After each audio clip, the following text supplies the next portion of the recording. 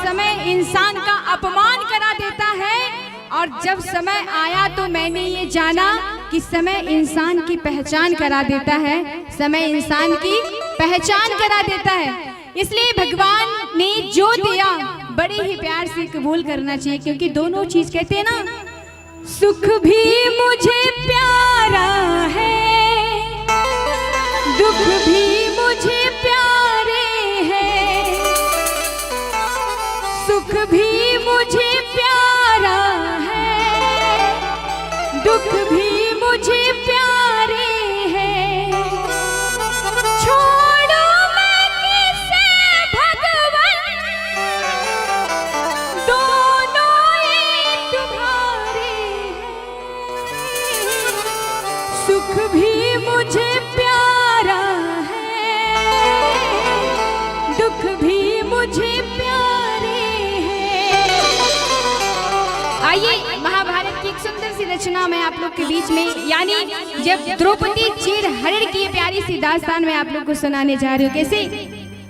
समय की आंधी रुक नहीं सकती किसी के रोके से, समय की आंधी रुक नहीं सकती किसी के रोके से, धर्म की ज्योति बुझ न सकी तूफान के झोंकों से, उसे क्या कोई मिटाएगा जिसे भगवान बचाएगा, उसे क्या कोई मिटाएगा जिसे भगवान बचाएगा। समय की आंधी रुक नहीं सकती किसी के रोके से, समय की आंधी रुक नहीं सकती किसी के रोके से, धर्म की ज्योति बुझ न सकी तूफान के झोंकों से, उसे क्या कोई मिटाएगा जिसे भगवान बचाएगा, उसे क्या कोई मिटाएगा जिसे भगवान बचाएगा।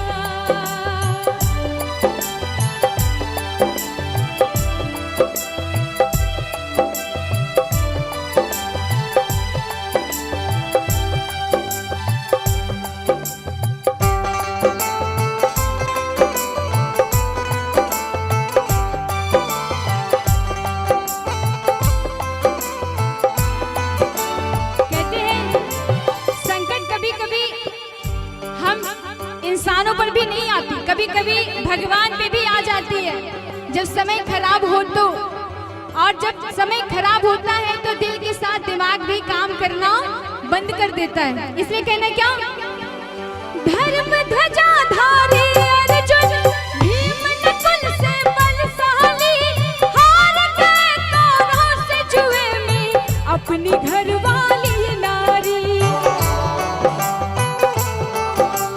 धर्म ध्वजा धारी अर्जुन भीम नकुल से बलशाली, हार गए कौरवों से जुए में अपनी घरवाली नारी, अपनी घरवाली नारी। कहते कर्म किया किसी और ने, सजा मिली किसी और को। और जब द्रौपदी को सभा में लाने की बात जब होती है तो द्रौपदी के मुख से क्या, सभा में बैठे हुए तमाम लोग क्या, वो द्रौपदी बिचारी क्या करती, द्रौपदी बिचारी क्या करती, वो द्रौपदी बिचारी क्या करती, द्रौपदी बिचारी क्या करती, जैसे हरण हो गया था मां सीता का धोखे से, जैसे हरण हो गया था मां सीता का धोखे से, धर्म की ज्योति बुझ न सकी तूफान के झोंकों से, उसे क्या कोई मिटा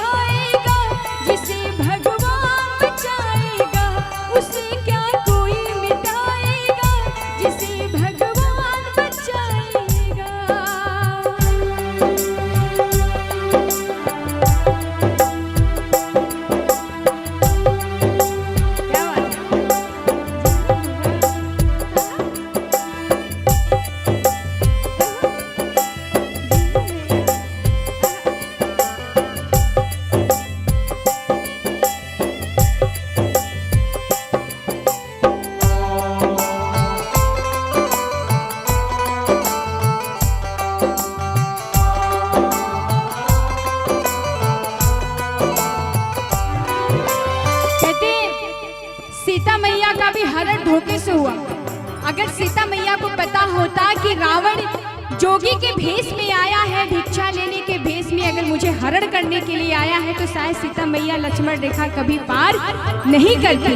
इसलिए कहते हैं जब दुर्योधन और दुशासन, ये बताइए कि इस पूरी सभा में दो राक्षस कौन थे, कोई बताएगा?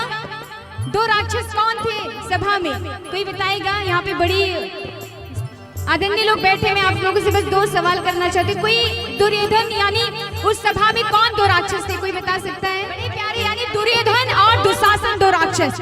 आइए कहने क्या, जब दुर्योधन और दुशासन द्रौपदी का बाल खींच के सभा में ला रहे थे, द्रौपदी सभी से हाथ गिड़गिड़ा कर जोली, लेकिन किसी ने द्रौपदी की लाज बचाने को ही आगे नहीं आया। कहते द्रौपदी के एक नहीं, दो नहीं, पूरे 5 पति थे, लेकिन कहते हैं ना जब इंसान का समय खराब होता है तो कोई साथ नहीं देता है। कैसे?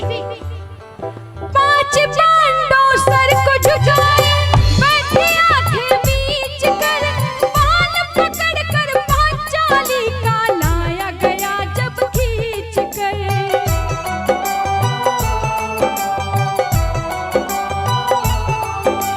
5 पांडव सर को झुकाए, बैठे आंखें मीच कर, बाल पकड़ कर पांचाली का लाया गया जब खींच कर। द्रौपदी सभी से गिड़गिड़ा कर बोल रही है, मेरा इसमें क्या दोष है? सभी विद्वान बैठे, सभी लोगों के हाथ पकड़ रही है, पैर पकड़ रही है कि मुझे बचा लीजिए, मेरी इज्जत बचा लीजिए, लेकिन किसी ने नहीं सुनी। और कहते हैं जब किसी औरत से दिल की हाय निकलती है तो क्या, निर्लज कसाई हाय दैया, तुझे दया न आई हाय दैया। लेकिन उसके बाद भी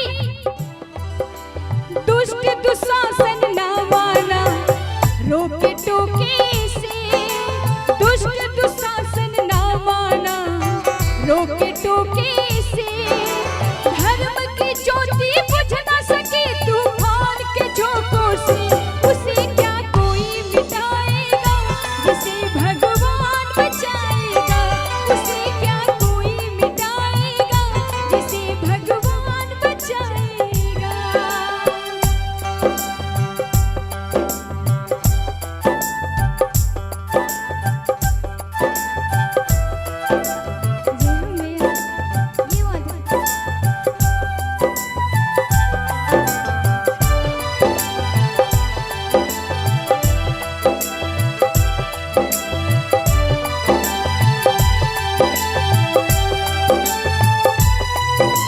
सभी लोगों ने सभा में बैठे हुए ऋषि मुनि जो भी थे, दुर्योधन और दुशासन को समझाया कि दुर्योधन दुशासन तुम्हारी लड़ाई अपनी जगह है, लेकिन एक नारी का सम्मान अपनी जगह। कहते हैं नारी से बढ़ के कोई न दूजा, इसलिए ब्रह्मा विष्णु महेश ने नारी को पूजा। इसलिए कहते हैं क्या, खड़े शिकारी दो राक्षस एक हिरणी की खाक में, बोली द्रौपदी लाज अब भैया तुम्हारे हाथ में। ये बताइए द्रौपदी के भाई कौन थे, कोई बताएगा? द्रौपदी के भैया कौन थे? भाई अगर किसी को याद है तेज बोलिएगा, मैं ऊंचा सुनती हूँ। कृष्णा, एक बार जोरदार ताली बजा दीजिए। जोरदार ताली बजे भी, काहे शर्मा रहे हैं आप लोग? हाँ ये बात है। आइए, कहते हैं जब सभी से विश्वास उठ गया तो द्रौपदी ने अपने भैया यानी कान्हा जी ने वचन दिया था कि बहन कभी भी तुम्हारी मेरी जरूरत पड़ेगी तो तुम मुझे बुलाना जरूर। द्रौपदी ने एक बार बुलाया, कन्हैया नहीं आए। क्यों? क्योंकि द्रौपदी ने एक हाथ से अपनी साड़ी पकड़ी थी, दूसरे हाथ से प्रभु को बुला रही थी। उसको विश्वास था कि मैं एक हाथ से बुलाएंगे तो मेरे प्रभु आएंगे, दूसरे हाथ से अपनी लाज भी बचा रही है। कहते हैं कि जब कभी भी हम प्रभु पे आधा अधूरा विश्वास करते हैं तो प्रभु हमारे लिए मुसीबत में कभी नहीं आते। जब एक बार द्रौपदी ने बुलाया, प्रभु नहीं आए, तो दूसरी बार बुलाए तब पर भी नहीं आए। तब द्रौपदी ने कहा अब तो इज्जत जा ही रही है, अब तो इज्जत जा ही रही है। तो उसने क्या काम किया, दोनों हाथ को उठा के बिल्कुल लाज शर्म सब उसने छोड़ दिया, अपनी सारी छोड़ दी, दोनों हाथों को हाथ जोड़ के आंखें मूंद के कन्हैया को बुलाने लगी। कैसे? तुम्हारी तो राक्षस एक हिरणी की खाक में, बोली द्रौपदी लाज अब भैया तुम्हारे हाथ में। आज द्रौपदी आंखों में नीर लेके रघुनंदन को कैसे, जल्दी से आओ रघुनंदन बदनाम न हो रक्षा बंधन, जल्दी से आओ रघुनंदन बदनाम न हो रक्षा बंधन। पुकार सुनी तो कमल कन्हैया आ गए मौके से, बोलिए कृष्ण कन्हैया लाल की। कैसे पुकार सुनी तो कृष्ण कन्हैया आ गए मौके से।